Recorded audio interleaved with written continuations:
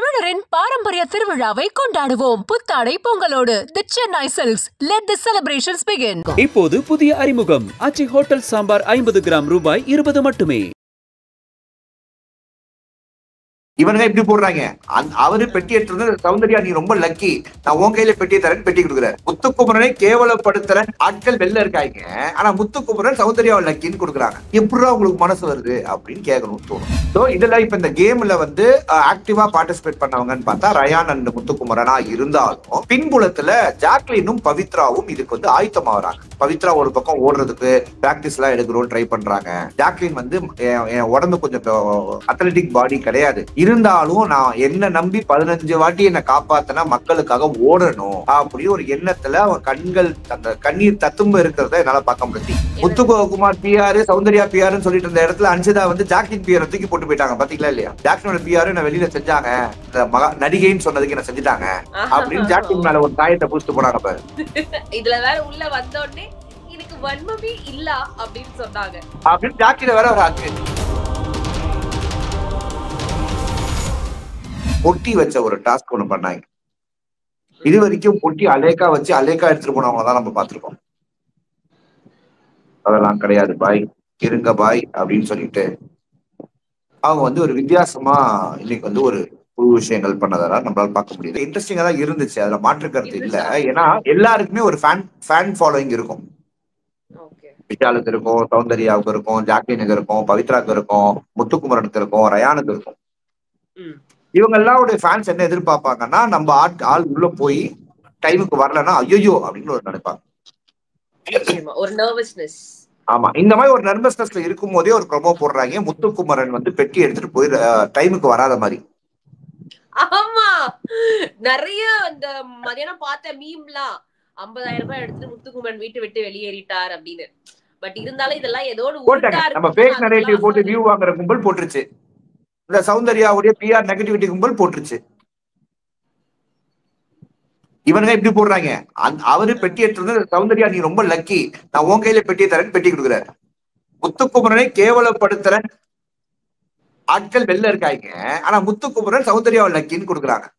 எப்படிதான் உங்களுக்கு மனசு வருது அப்படின்னு கேட்கணும்னு தோணும். இது ஒரு பக்கம் இருக்கு. ஓகேவா? இப்ப இது ஒரு போட்டி. இந்த போட்டி எப்ப ஆரம்பிக்குது அப்படின்னா 2 பேர் வந்து ஃபர்ஸ்ட் ஓடி வரணும். அதுல யார் ஃபர்ஸ்ட் வராங்களோ அவங்களுக்கு வந்து இந்த சான்ஸ் கிடைக்கும் அப்படின்னு சொல்றாங்க. ரயானும் முத்துக்குமரனும் டப்புன்னு எஞ்சி போறாங்க. அதுக்கு கன்ஃபார்ம்டா ஒரு பெரிய பாராட்டுகள். ஒரு கேம் எப்படி இருக்குன்னே தெரியாம அந்த கேமை முயற்சி பண்ணணும்ன்றது. அந்த வீட்டுல ஃபர்ஸ்ட் ஃபினாலே கண்டஸ்டன்ட் ஆன ரயானும் வெளி உலகத்தில் முதல் ஓட்டு அடிப்படையில் இருக்கும் முத்துக்குமரனும் போட்டி போட போறாங்க. இந்த 2 பேர்ல ஒரு விக்கெட் விழ போதா இல்ல யாரு அப்படின்னு ஆர்வமா இருக்கும் போதே முத்துக்குமரன் போயிடுறாரு. முத்துக்குமரன் தான் ஓட போறாரு. வாழ்வா சாவான்ற ஒரு சிச்சுவேஷன் எல்லா வீரனுக்கும் வரும் அப்படின்ற மாதிரி இந்த வீட்டுல இருக்கலாமா வேணாமா அப்படின்ற ஒரு சிச்சுவேஷன் வரும். ஆனா இந்த ஹோல் கான்செப்ட்லயும் அவங்க எல்லாம் போய் ட்ரெஸ் மாத்திட்டு வந்தாங்க. ஆக்சுவலா ஜாக்லின் ரயான் இந்த ஓடுறதுக்கான காஸ்டியூம் வந்து சேஞ்ச் பண்ணிட்டு வந்தாங்க. சௌந்தர்யா அந்த ஐடியாலயே இருந்தாங்களா இல்லையானே ஒண்ணுமே புரியல. அவங்க காஸ்டியூமும் மாத்தல, எதுவுமே மாத்தல, அவங்க கூலா இருந்தாங்க ஆக்சுவலா. இல்ல அது வரும், சௌந்தர்யாவுடைய கண்டென்ட் கண்டிப்பாக வரும். உடனே சௌந்தர்யாவை அடிக்கிறோம், எப்படி நீங்க ஒரு பொண்ணை டவுன் பண்ணலான்றாங்க. இதே கண்டஸ்டண்டா இருந்தா நான் ஒரு பொண்ணு ஒரு பையன் என்னடா பாக்குறது, ஐயோ துளியும் தாங்க முடியலடா சோசியல் மீடியால, என்னடா திடீர் பாசம் வந்துருது உங்களுக்கு அப்படின்ற மாதிரி இருக்கு. சரி ஓகே, அது பக்கம் இருக்கட்டும். நாம என்ன பேசணும்? ரயான் அண்ட் முத்துக்குமரன். ரயான் அண்ட் முத்துக்குமரன் உள்ள போறாங்க. முத்துக்குமரன் வந்து நிக்கிறாரு. முத்துக்குமரன் உள்ள போறதுக்கு ரெடி ஆயிட்டாரு. உள்ள போறாரு. 12 நொடிகளில் எடுத்துட்டு வந்துடுறாரு. வின் பண்ணிட்டாரு. எல்லாருமே ஹாப்பி. 50,000 எடுத்துட்டு வந்துட்டாரு. Everybody is happy. இப்ப நான் சோசியல் மீடியால போய் தேடுறேன், முத்துக்குமார் எவிக்டெடு பொட்டியோட அப்படின்னு சொன்னவன் எவன்டா, அவனுக்கு நான் எவன்டா அப்படின்னு தேட ஆரம்பிக்கிறேன். அவரு ஓடிட்டு இருப்பாரு. இவனு என்ன பண்ணிடுறாங்க, ஏதோ ஒரு வதந்தியை பரப்பி விட்டுறாங்க. எனக்கு ஒரு 100-500 மெசேஜ் வருது. சார் முத்துக்குமரன் பெட்டியோட போயிட்டாரா சார், முத்துக்குமரன் போயிட்டாரா. என்னமோ நான் அந்த பிக் பாஸ் வீட்டுக்குள்ள உட்காந்து கேமரால பாக்குற மாதிரி. தம்பிகளா நீங்க இருக்கிறதா நானும் எல்லாம் தெரிஞ்சு நான் தான் விஜய் டிவியோட ஓனரு அப்படின்னு ஒரு குரூப் சொல்லிட்டு இருக்கோம் ப்ளூ டிக்கெட் வாங்கிட்டு. அந்த குரூப் தான் இப்படி உருட்டும். நீங்க அதெல்லாம் ஓவரு கட்டிட்டு இந்த ஷோவா பாருங்க, முழுசா வர வரைக்கும் வெயிட் பண்ணி பாருங்க. ஆர்வமா பண்ணாதீங்க, நல்லா இருக்க, சுவாரஸ்யம் இருக்க அப்படின்றத நான் சொல்லணும்னு நினைச்சு நான் இன்னைக்கு முத்துக்குமரன் ஸ்பேஸுக்கும் போனேன் சொன்னேன். நான் எப்பவுமே காலையில இல்ல மதியானம் ஒரு ஈவினிங்ல முத்துக்குமரன் ஸ்பேஸுக்கு போறதும், நைட்டு 11:30 மணி நம்ம ரிவ்யூ முடிச்சுட்டு ஜாக்லின் ஸ்பேஸுக்கு போறதும் நம்மளுக்கு ஒரு வழக்கமாயிடுச்சு. ஓகே. ஏன்னா இந்த 2 ஸ்பேஸ்ல தான் ஓரளவுக்கா சென்சிபிளா பேசுவாங்க. மத்த எந்த ஸ்பேஸுக்கும் நான் தீபக் ஸ்பேஸும் சூப்பரா சென்சிபிளா பேசுவாங்க. இப்ப அவர் இல்ல, அதனால ஸ்பேஸ் போடுறாங்களா இல்லையான்னு தெரியல. விஜய் விஷால் ஸ்பேஸுக்கும் நம்மளுக்கும் வாய்க்கா தகுறாரு, அதனால அந்த ஸ்பேஸ் எட்டி வைக்கிறதே இல்லை. நம்ம மனசு கொள்ளாது, வாய் விட்டுருவோம். இங்கேயாவது வாய் விட்டாவாரு நம்ம சொல்ற கருத்து கரெக்டா இருந்தா ஒத்துப்பாங்க, சண்டைக்கு பெருசா வரமாட்டாங்க. ஓகே ஜோதி, உங்க பர்செப்ஷன் ஏத்துக்கிற மனசு இருக்கும், அங்கெல்லாம் அப்படி கிடையாது, உடனே சண்டைக்கு வந்துறாங்க. பட் இப்ப கொஞ்சம் பேச்சுவார்த்தைகள்ல ஒரு இது போட்டிருக்கோம், அக்ரிமெண்ட் போட்டிருக்கோம். அந்த மாதிரி நல்ல விஷயங்கள். கோட்டை தாண்டி நீயும் வரக்கூடாது, நானும் வர மாட்டேன். கோட்டை தாண்டின்றதை விட என்னை பொறுத்த வரைக்கும் இது என் வேலை. என் வேலை என்ன பார்க்கணும் எப்படி பார்க்கணும்ன்றது என் வேலை. அதை சொல்ற வேலை உங்க வேலை கிடையாது.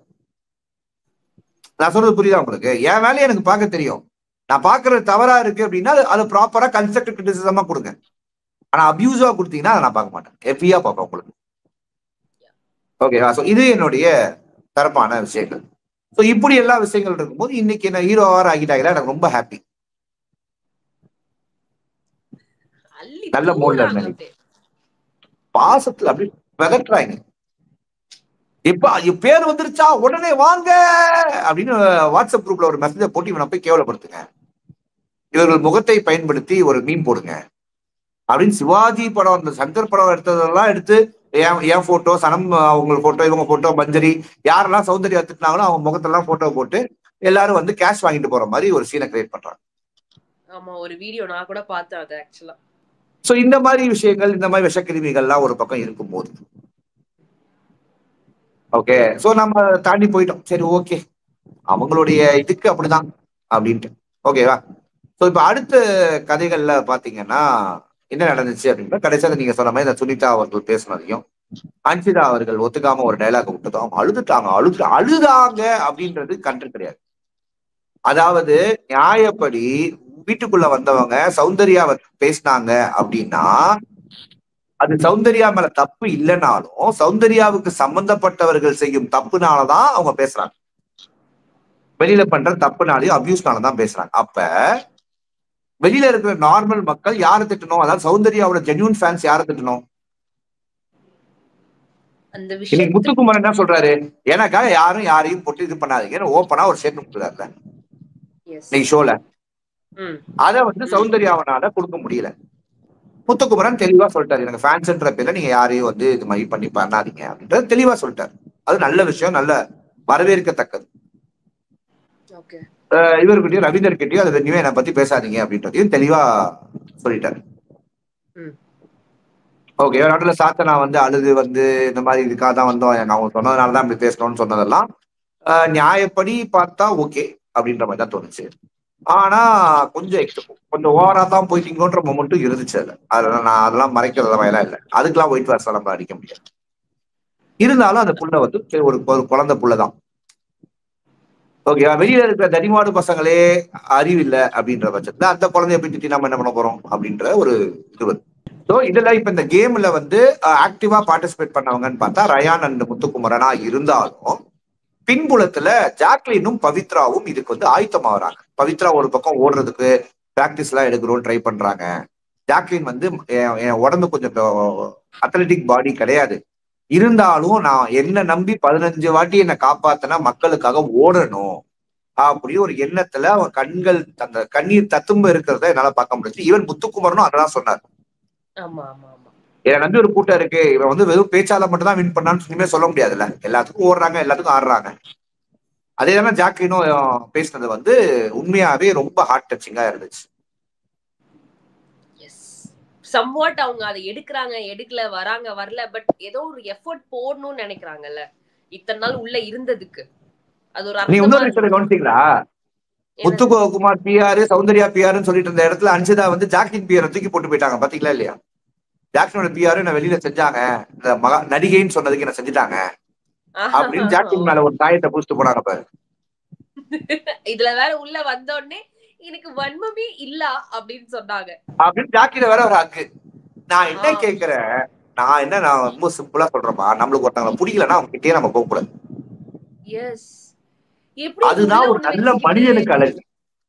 ஆமா, அவங்க முன்னாடி போய் கட்டி பிடிச்சி ஹி அப்படின்னு சிரிச்சுட்டு பின்னாடி வந்து அவங்கள பத்தி பேசி சிரிச்சுட்டு இருக்க அவங்க எல்லாம் நான் வந்து ரொம்ப கேவலமான ஒரு ஸ்பீசிஸா பார்ப்பேன்.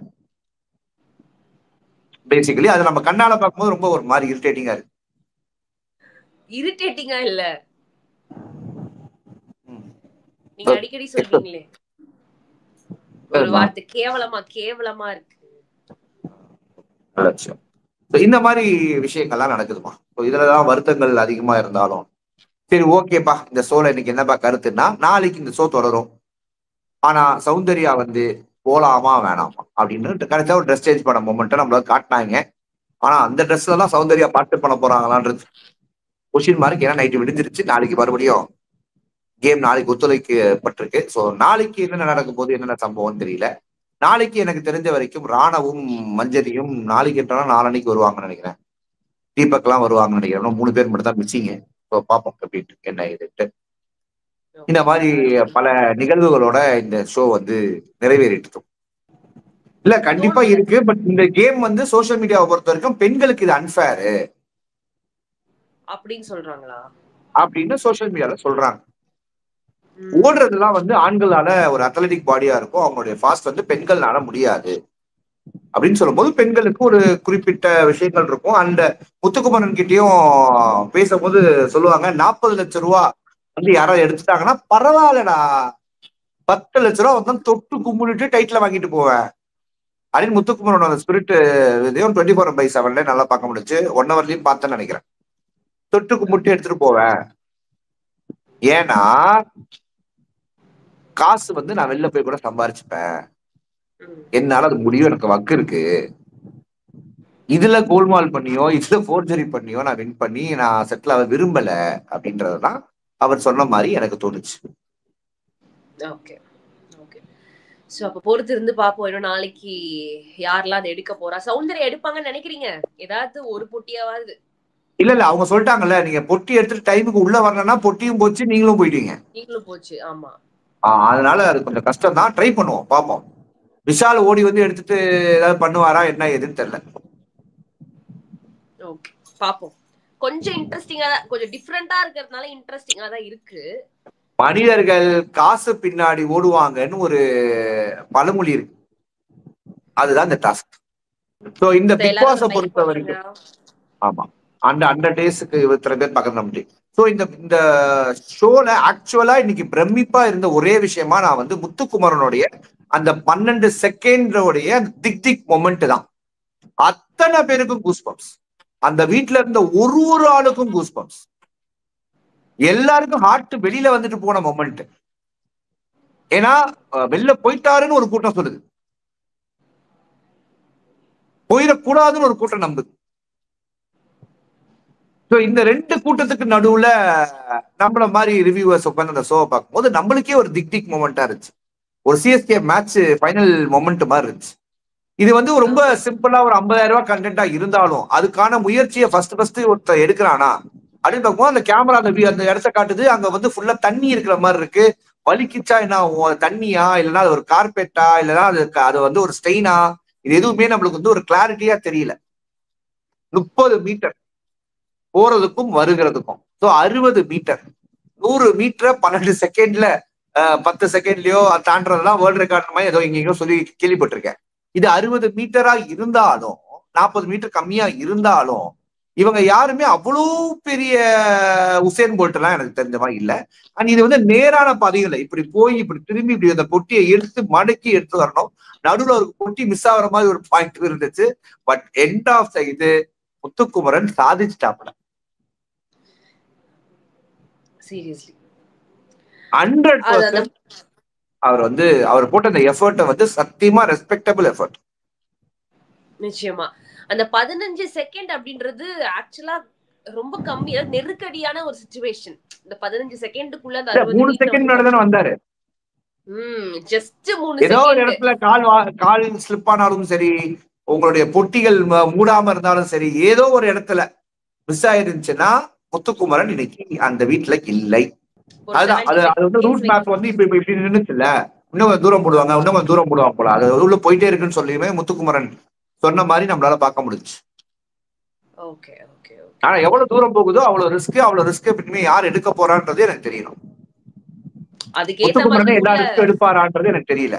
அப்படி எல்லா ரிஸ்க்கும் எடுத்தாருன்னா எங்கேயாவது ஒரு இடத்துல தடுமாறிச்சுன்னா சோலி முடிஞ்சிச்சு. ஆனா அதே மாதிரி ஜாக்லினும் பவித்ராவும் கண்டிப்பா இதுல பங்கேற்கணும், முடிஞ்சாலும் பரவாயில்லன்ற ஒரு மன இதுக்கு வந்துட்டாங்க. காசுக்காக இல்லைன்னாலும் நான் இதுல பங்கேற்கலன்றது மக்களுடைய எனக்கு இது வரைக்கும் மக்கள் என் மேல வச்சிருக்க நம்பிக்கைக்கு ஒரு இழுக்கு அப்படின்றத அவங்க 2 பெண்களும் ஒரு சிங்க பெண்களா முடிவு பண்ண விதம் வந்து எனக்கு ரொம்ப ரொம்ப ரொம்ப பிடிச்சிருச்சு. தமிழரின் பாரம்பரிய திருவிழாவை கொண்டாடுவோம் புத்தாடை பொங்கலோடு. The Chennai Silks. Let the celebrations begin. இப்போது புதிய அறிமுகம் ஆச்சி ஹோட்டல் சாம்பார் 50 கிராம் ரூபாய் 20 மட்டுமே.